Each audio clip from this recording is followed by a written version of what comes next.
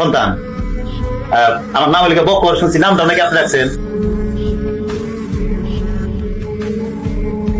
এই ছেলে সে কখন থেকে তোমার জন্য অপেক্ষা করছে? কে এই ছেলে? কি তার পরিচয়? কি ব্যাপার, তুমি চুপ করে আছো কেন? আর তোমার চোখে পানি কেন?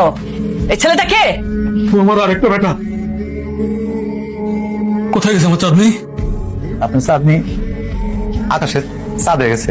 আর জানার আগে আমার কইছিল কি, বাপরে তোর বাপরে পারলে মাফ করে দিস, অভিমান রাইস না।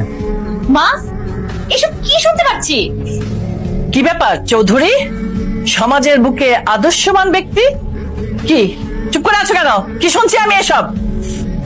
ও যা বলছে সবই সত্যি। ধোকাবাজ চৌধুরী, আমি জানতাম তোমার আগের একটা বিয়ে ছিল, কিন্তু সেই ঘরে যে একটা সন্তান আছে সেটা তো জানতাম না।